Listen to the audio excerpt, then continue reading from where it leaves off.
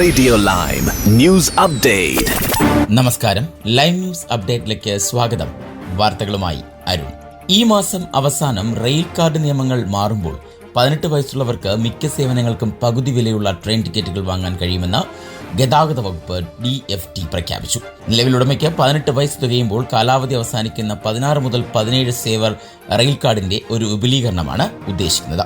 August 17 മുതൽ അവ വാങ്ങിയ തീയതി മുതൽ ഒരു വർഷം മുഴുവൻ സാധുള്ളതായിരിക്കും ഈ പുതിയ നിയമം. അതായത് 17 വയസ്സുള്ളവർക്ക് 18 വയസ്സ് തികയുന്നതിന് മുൻപുള്ള ദിവസം വരെ റെയിൽ കാർഡ് വാങ്ങാൻ കഴിയും. അങ്ങനെ 19 വയസ്സ് തികയുന്നതിന് മുമ്പുള്ള ദിവസം വരെ ഇത് സാധുവാകുകയും ചെയ്യും. നിലവിലുള്ള നിയമം അനുസരിച്ച് ഓരോ വർഷവും 70,000-ലധികം വിദ്യാർത്ഥികൾക്ക് ശരാശരി 175 പൗണ്ട് നഷ്ടമാകുന്നുണ്ടെന്ന് അതേ അധ്യയന വർഷത്തിൽ 18 വയസ്സ് തികയാത്ത വിദ്യാർത്ഥികളെ അപേക്ഷിച്ച് DFT ചൂണ്ടിക്കാട്ടി. 16 മുതൽ 17 സേവർ റെയിൽ കാർഡിന് പ്രതിവർഷം $35 ചിലവാകും. കൂടാതെ മിക്ക ട്രെയിൻ നിരക്കുകളിലും ഉടമയ്ക്ക് 50% കിഴിവ് ലഭിക്കുകയും ചെയ്യും. യാത്രക്കാർ റെയിൽവേയിൽ നിന്ന് പ്രതീക്ഷിക്കേണ്ടത് തന്നെയാണ് ഈ സാമാന്യ ബുദ്ധിമാറ്റം എന്ന് റെയിൽ മന്ത്രി ലോർഡ് ഹെൻറി അവകാശപ്പെട്ടു.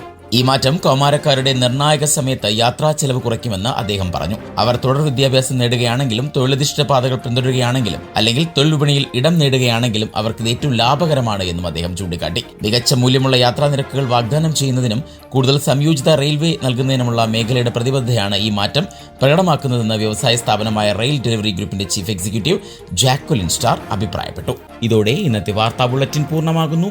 അടുത്ത ബുള്ളറ്റിനുമായി വരും മണിക്കൂറുകളിൽ കേട്ടുമുട്ടാം. നന്ദി, നമസ്കാരം.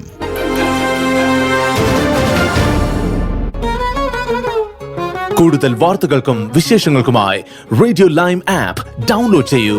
പ്ലേ സ്റ്റോറിൽ നിന്നും ആപ്പ് സ്റ്റോറിൽ നിന്നും. Radio Lime.